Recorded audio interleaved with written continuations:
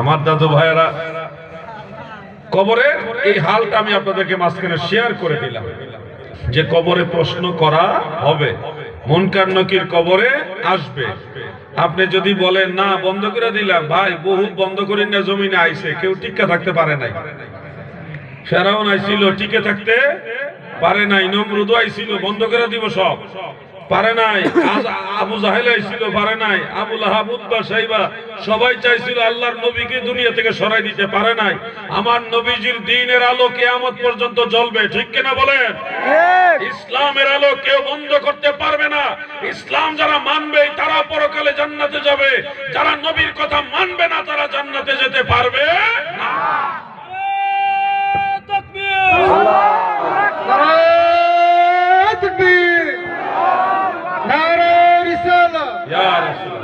আহলে সুন্নাত ওয়াল জামাত, বাঁচাও ঈমান বাঁচাও দেশ। নবী ওলি যেখানে, নবী ওলি যেখানে, নবী ওলির দুশমনেরা। দিলের কান লাগায় কথাগুলো শুনুন। আমার দয়াল নবীজিকে আমরা হৃদয় থেকে বিশ্বাস করি। নবীজি যা বলছে তার উপর আমাদের ঈমান রাখতে হবে, নিঃশর্ত ঈমান, নিঃশর্তে ঈমান।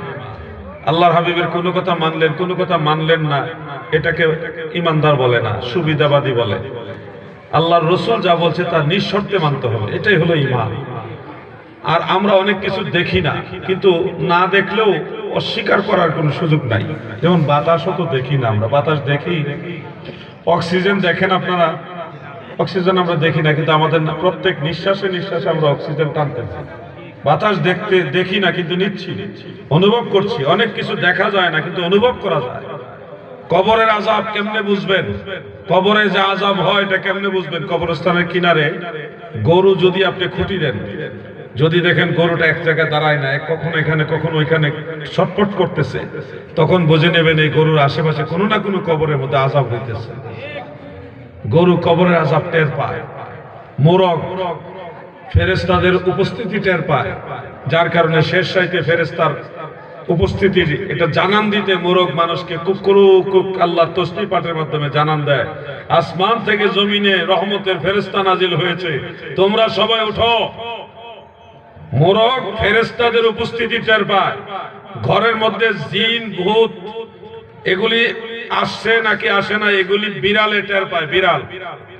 বিড়ালে টের পায় ঘরের ভিতরে কোনো অদৃশ্য আত্মা এগুলি বিচরণ করে কিনা। যার দরুন দেখবেন মিডিয়াতে ধরা পড়ছে, অনেক ক্যামেরাতে ধরা পড়ছে, ছোট